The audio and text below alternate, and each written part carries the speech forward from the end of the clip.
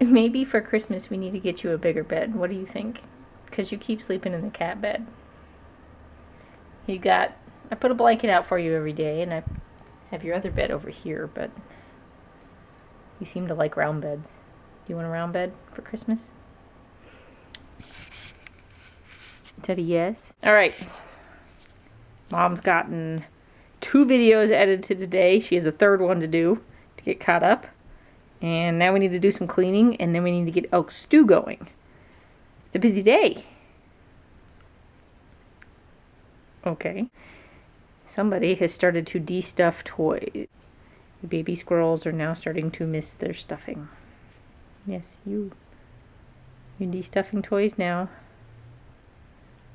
Just gives me something extra to clean up.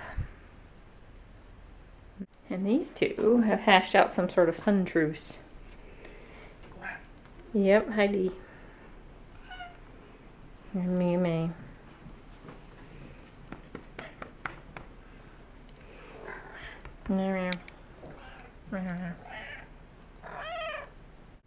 Oops.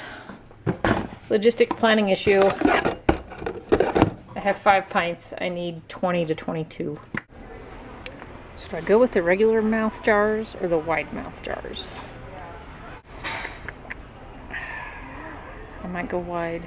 It's $1.50 more, but I might go wide. So let me ask those that pressure can. This is an aluminum pressure canner.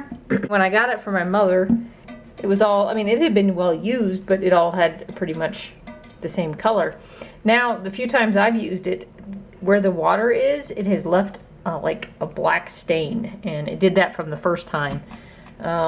Here's the tray that goes in it. It did it on it as well. What is causing that? We have really hard water. I did a couple batches with vinegar in it to see if that would, help the water, but that didn't help at all. It just seems to keep getting worse each time. So, and I'm not using this pot any differently than my family did. I'm using it on a gas burner outside. So, any thoughts? Why is my aluminum pan that only has water in it turning black when it pressure cooks? We are getting prepped to make elk stew, or venison stew, or beef stew. This recipe would be good for anything. It's really simple. I mean, really, it's meat, carrots, potatoes, onions if you can eat them, and some stock. That's about it. Salt, pepper, meat, potatoes, carrots. Who can go wrong with that, right? All right, let's get this going. Yes, let's get it going. Your bed's in the laundry.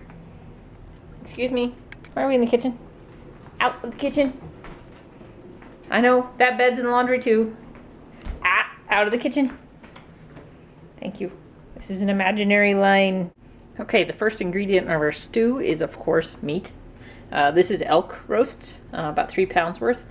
I'm going to cube it up into 1-inch cubes and then toss with salt and pepper and then brown. So you could also dust them with flour if you want before you brown them, but because I'm canning them, they don't recommend using any flour, so we'll hold off the flour. Okay, all my meat is chopped. They're dusted with salt and pepper. I'm going to throw them into this pan in small batches and just brown them. We're not cooking them all the way, we're just browning them. I've got a little bit of avocado oil tossed in here.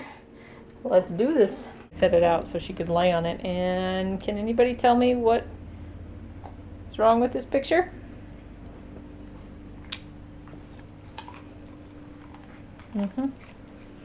I see a kitty tail. Hey, May, what are you doing?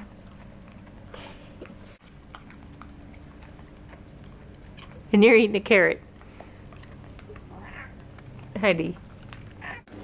Once you have your meat done, you probably have some brown bits in the bottom, so I'm going to add a little bit of stock, scrape those off, and then add the meat back in and the rest of the stock. Now we're just going to deglaze the bottom of this. Here's all my meat. And now we're going to add in stock. I'm going to fill it up, I don't know, maybe 3/4 of the way. Let it come to temperature, and then I'm going to add potatoes and carrots, salt, pepper, and then once it comes up to temperature, immediately pressure can it. My jars are ready. I brought my meat and my stock up to temp. I just added some potatoes and carrots. And we're going to bring it back up to temp and then immediately can it. I've added salt, pepper, a little bit of cayenne, and a little bit of paprika.